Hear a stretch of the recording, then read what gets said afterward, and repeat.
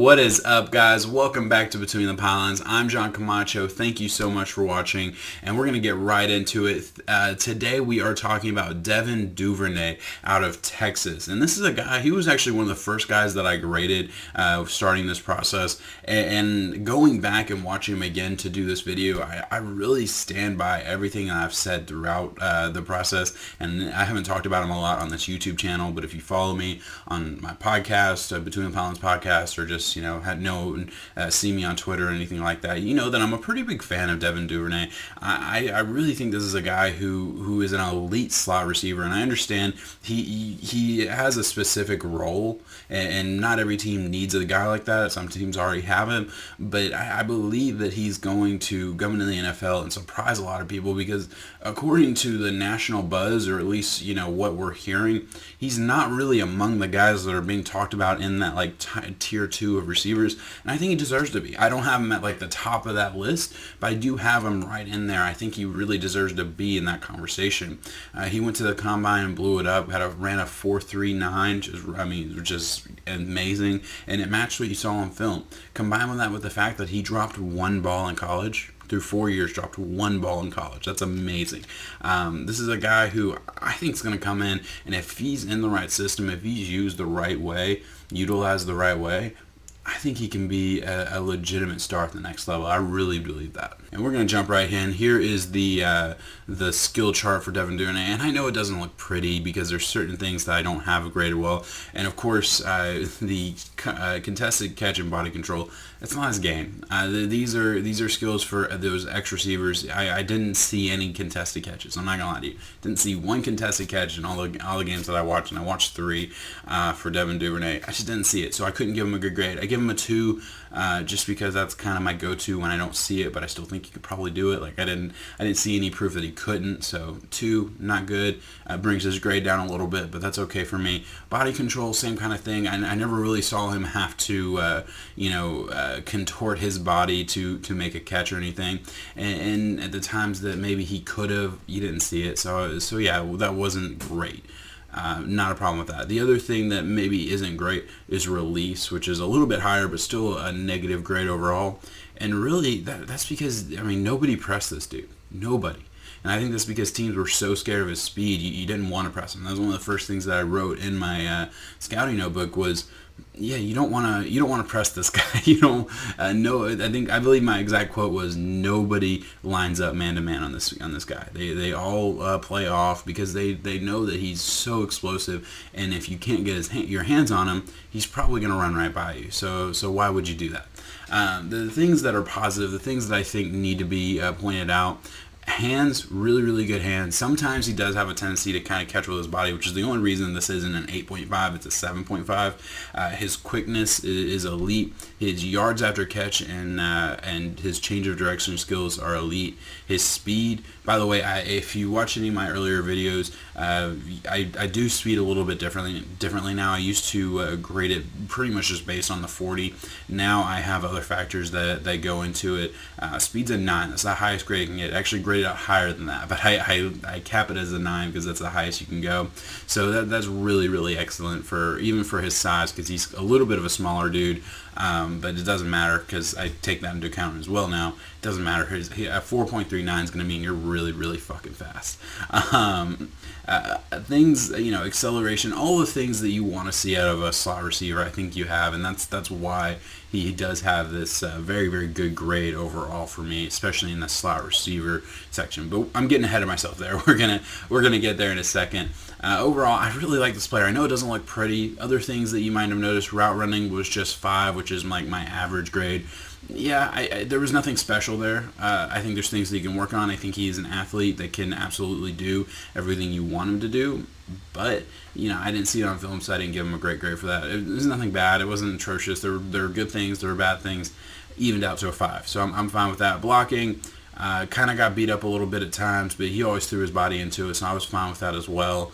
And I believe that's really everything that I need to talk about on this portion. Let's get right on over to the film portion of this video. Alright, so here we are, guys, the first clip. And this, I really just wanted to show his ability to run over the middle. He's number 6 here. Nothing special about the route, but I mean, he has absolutely no fear of the middle. You know, this is kind of one of those things where it's just a bang play where he's going to catch the ball and pretty much immediately get hit. I like that. That's just really just showing the type of player he is. That's more or less what I was trying to do here. And here you're going to see him right down here. And what I wanted to show is you see the route running, and this is kind of a plus and a minus because I see what he's doing. I think it's a little bit, I don't know. It's just not. It's not as pretty as you want it to be.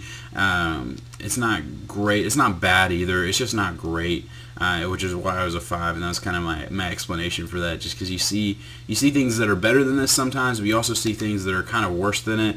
You see, like, it's just kind of a clunky, a real hard step to the left. It didn't feel smooth. Doesn't look smooth. Not clean by any means, so he's gonna have to work on that. But that's kind of a small thing. It's something I think he's athletic enough to work on. He's good enough as a player to work on, so I don't really have a huge issue with that. All right, so here we have Duvernay here at the bottom of the screen going up against number 4. You can't really see the play, so I actually cut it out and let's put it right here. You can see right here he gets contained, gets kind of held onto, which, I mean, in the NFL it's really a flag. But I like the play strength. You see him finally make his cut and actually make the corner fall down. I love that. Like, I really like that part of his game. I like that part of his route running ability. So I see a lot of potential in that field. So, you know, it's not an overall bad thing. I think I would like to see a little bit more smoothness maybe in total, but as far as a overall player, I really like this. And here we're going to see what Duvernay is going to be great at the next level. Just ball in his hands, moving the chains. That's the type of guy he is. I understand that he's a little bit more of a possession receiver, but I mean, I think there's a real place for that, especially with his athletic profile and the things that he can do with the ball in his hands. Really good. That's the type of player you're asking him to be. And you see a little bit of route running, a little bit of move there. I like that as well. Here we are. You see him over the middle, about to get smashed. Oh wait, makes 2 guys miss and takes it to the house. That's the positive. Yes, I did just call him a possession receiver, but a possession receiver with the ability to take a slant to the house. That's gotta excite you if you're a receivers coach or a head coach at the next level, and it's gotta scare you if you're a defensive guy. I mean, this is a dude who you get the ball to him. Don't miss on a tackle because he can take it all the way. Look at this. Toughness, physicality. I love that. You can't beat that. You can't teach that. That's a big, I mean, not a big man. 6 foot, being a man right here. That's a big man football. I love that. Yes, it's only 4 or 5 yards. I understand that. Not the greatest gain in the world. I don't care. That's just what I want to see. And again, we're gonna see it right here. There's a little bit of a move there. Look at that. Look at that. I love this. See him take another ball. This is just get the ball in his hand kind of football, right? So here should be gotten dead to rights by number 4. Sure. Nope.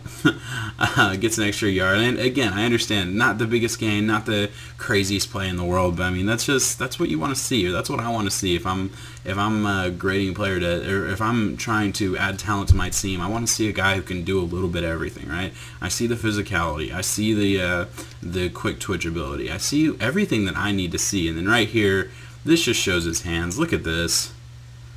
That's body control. That's the ability to contort and catch a big ball. I love that. I mean, you can't ask for anything better. And that's Devin Duvernay. This is a guy who is a very fast slot receiver type of guy who can do a lot of great things with the ball in his hands. And really, that's where the NFL is going. I mean, we saw what Deebo Samuel did last year with the 49ers. We see guys come into the NFL, it seems like every single year now, where they're not a specific position. They're an athlete that they're going to move them all over the field. I am totally fine watching Devin Duvernay take 5 snaps a game as a running back. and asking him to take a pitch and see what you can do with it. I'd love to see him on end rounds. I'd love to see him in a creative offense where you get the guy a ball in his hands and with a little bit of space and see what he can do, because I think I showed you guys he has a lot of tools in his toolbox to be able to do really, really good things at the next level, and I'm really excited for him. I understand that he's not getting the national buzz, and I think it's unfortunate, especially after his 40. He ran a 4.39. I'm surprised we're not hearing his name talked about even more, and maybe they are, and it's just not in the circles that I listen to, because I live in this part. I live in my computer watching guys and making my own grades. I don't always listen to everybody else, so maybe I'm not hearing it, but from everything I've seen, everything I've heard, this guy is not being talked about enough, because he really is among one of the best receivers in this class, and I understand it's a loaded class, but I think in any other draft class, this guy's a lock for the second round, and he's not in this class, and that's unfortunate for him. It's just bad luck of the draw more than anything else, because he's going to lose a lot of money just because the other guys in this class are going to maybe outshine him and maybe have a little bit more upside than he has. But with all that being said, let me get to the grade here. Here we are. So 6.02. 6 is kind of that threshold for me for like a second round receiver, right? Or so like this is where we kind of get into the is he really good to elite, right? So that's where I'm at. That's kind of what my grade overall shows. Obviously, grades out as a slot receiver. That's his bread and butter. That's what he's going to be good at the next level. 6.15 is really, really good grade. And it's one of those things where like I considered nerfing this a little bit. I considered taking down certain grades to make him a little bit lower on my list, but I decided against it. I don't believe in doing that in general. I'm going to stick by my grade. Yeah, this is one of my guys. This is a guy that I really like. This is a guy that I think can be really, really good at the next level.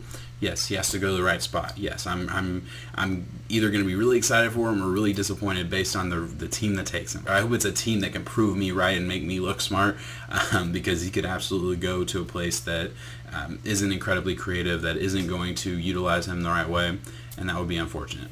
But I have to believe that the process works. I have to hope that doesn't happen for this guy, because like I said, I know I've said it 100 times, I think he can do a lot of really, really good things at the next level, and it would not surprise me at all if we're looking back on this class 3-4 years from now and saying, man, how did everybody miss on Devin Duvernay? It would not surprise me a bit.